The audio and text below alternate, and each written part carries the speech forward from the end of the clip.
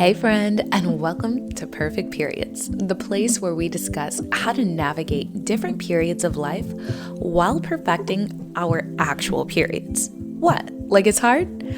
I'm your host, fertility awareness educator, Berri on Berri, but you can call me Berri. Here, you'll learn how to master your cycle so you can truly master your life. Now grab your favorite beverage and maybe a notebook, and let's dive right on in.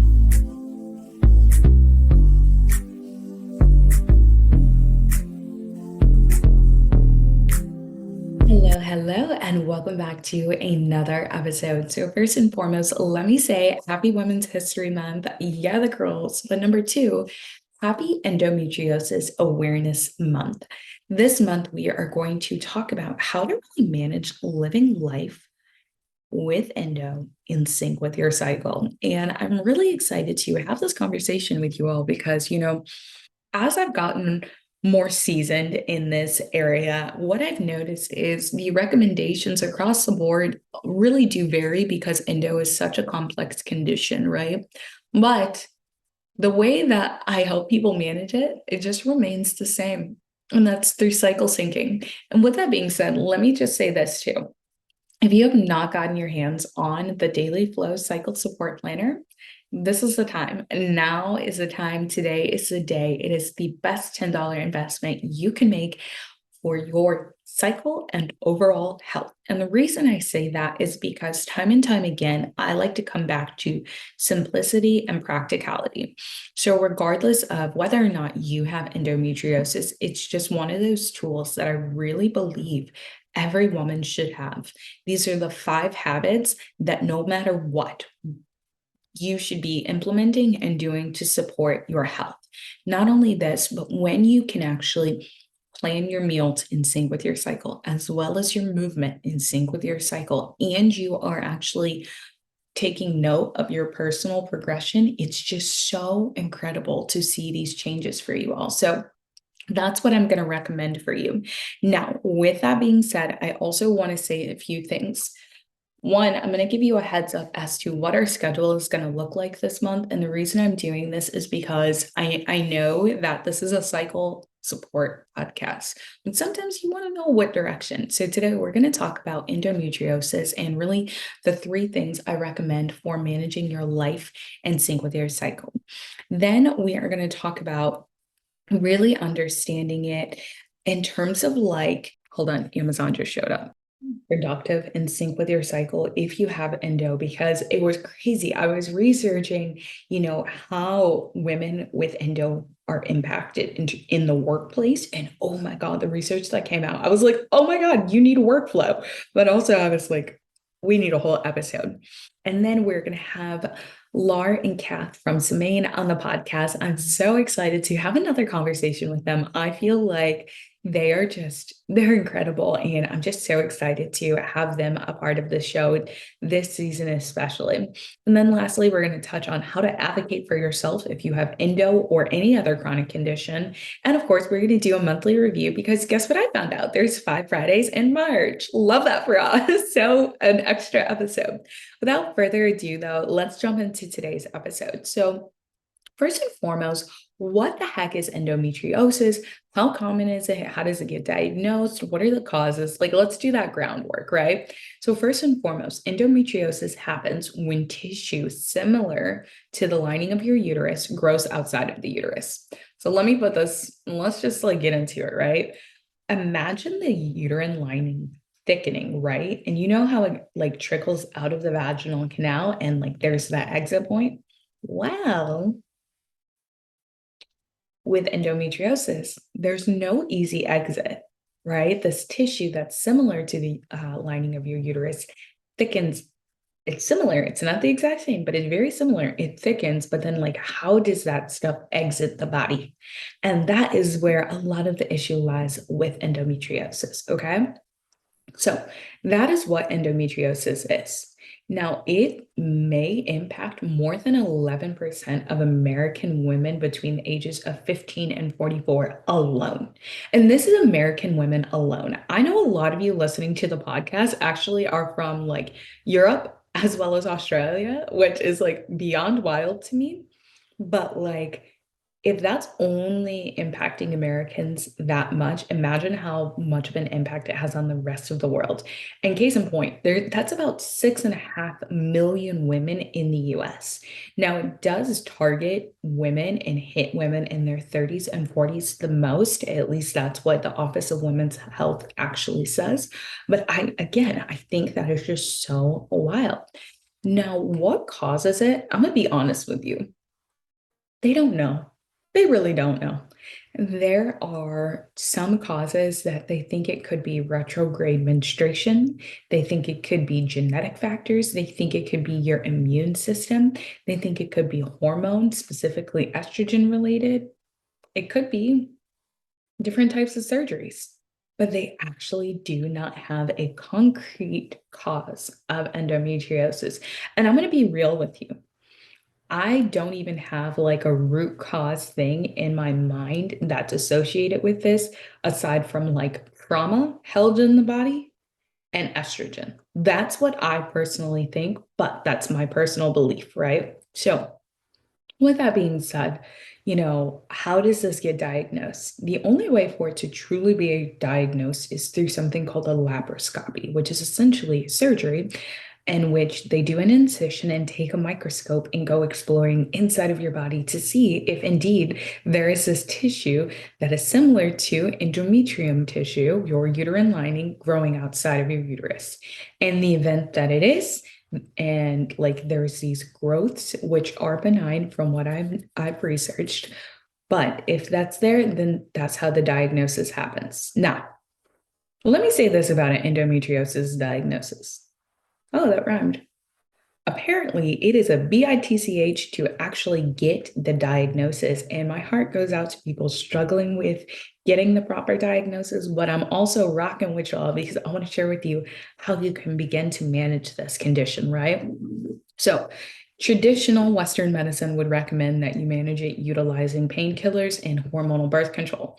But y'all know we not new to this, we true to this. And so we going back to the ways of the ancients, right? And how they would recommend. First and foremost would be to eat in sync with your cycle. One of the most common symptoms that comes along with endo is inflammation, swelling, discomfort, and pain of that sort. So we're going to eat in sync with your cycle. Okay. And because there may be more estrogen present, we don't know 100% sure, like for sure.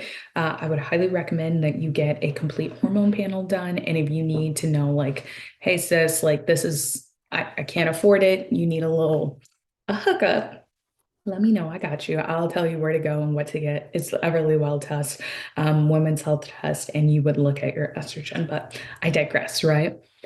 So, eating in sync with your cycle can actually decrease inflammation, which can help mitigate some of the pain you may be experiencing. How does this look? What am I eating? Guys, if you need to know how to eat in sync with your cycle, by now you should have my cycle support planner and cycle syncing cookbook, my cycle support cookbook. Those are the two places I want you to go first and foremost. From there, just scroll through Instagram and find the things, the guides and things that people have that are designed to decrease estrogen, increase progesterone, and like help you create hormonal harmony. Mm. I could say eat all of the cruciferous vegetables, but actually, what I found is for some people who have endometriosis, cruciferous vegetables are actually not their friends.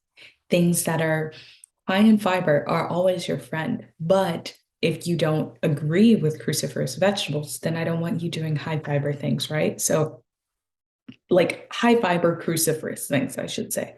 So, eating in sync with your cycle is going to be the first tip I have for management. My second tip is to add these dates to your calendar. The date of your period and for how long it lasts, the day you ovulate, and the day you'll notice you're PMSing all over again. So, those are dates anybody should add to their calendar. But when you have endometriosis, what you want to do is kind of begin to build data about your body and what's going on with your body.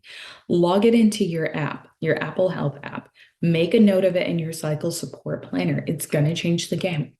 And that's so you can plan your life in advance because with endo, I hear that FOMO is killer. Like you're afraid that you're not going to be able to spend time with your family or go to, your grandparents' anniversary party because of your endo, right? So I want you to really do your due diligence and start tracking. Think back to your last period, think back to the last time you PMS, and think back to when you ovulated. Then I want you to also look at your app right now and see where the predictions are. Because from there, you can then plan your life around your condition and you're managing your condition rather than your condition controlling you.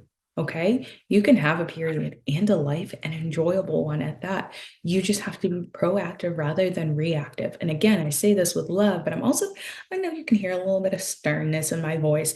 I just really want you to win. And I know and fully believe that you can, as long as you control and manage things rather than things managing and controlling you. You feel me?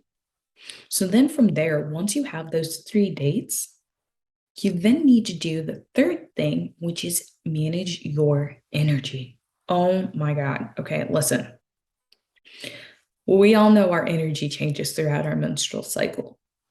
I've talked about this time and time again. It's not going to change. When you're on your period, you have low energy. The moment you're off your period, your energy increases. Ovulation, high energy. When you're in your early luteal phase, you probably still have high energy. But the moment you notice you're PMSing, you're low energy again. Now, that's a high level overview. But if you know you have endometriosis or think you might have endometriosis, you need to adjust that, right? So, as somebody who doesn't have endometriosis, I can essentially say 2 weeks of super high energy, 21 days of super high energy, and then 7 days of like fairly low energy.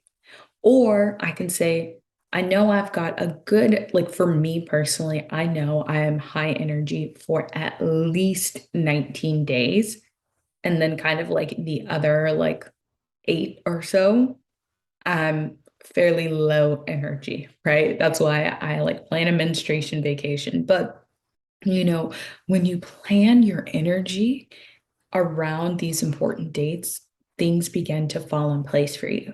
So, my first tip is to eat in sync with your cycle. My second tip is to get really, really proactive rather than reactive and put your period, your ovulation, and your late luteal phase on your calendar so that you can live and manage life in sync with your cycle. And my third is to be mindful of your energy and manage it. So often people don't want to take charge, and it breaks my heart to know that people don't feel comfortable like really taking charge, but like you are in charge.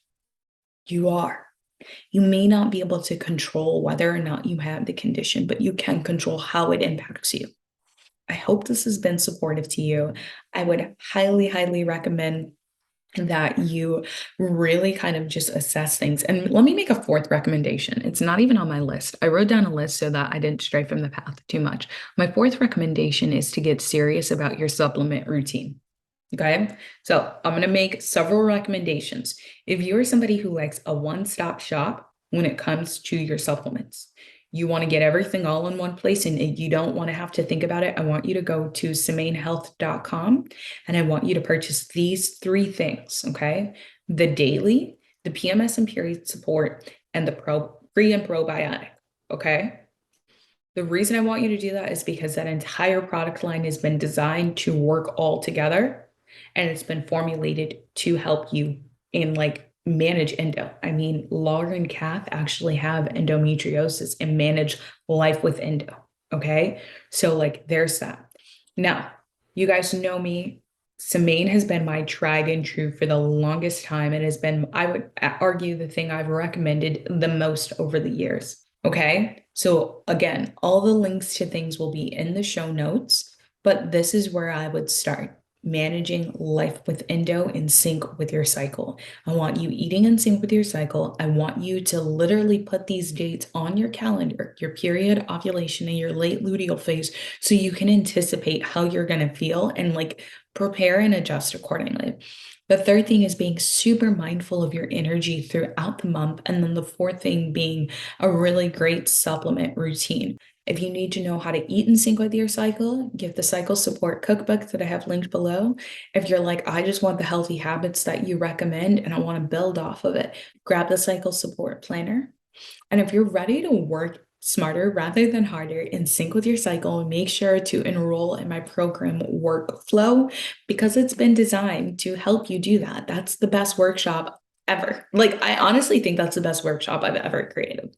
Well, with that being said, I hope this has been supportive to you. And as always, I'm sending you big love and flowy vibes, and I will talk to you next time. Hey friend, if you enjoyed today's episode, can you do me a solid and leave a rating and review? And if you have some friends going through a different period of life where they want a little bit more peace, or perhaps they just want a better period, make sure you share this with them, because here we're all about having a period and a life, an enjoyable one at that. As always, I'm sending big love and flowy vibes.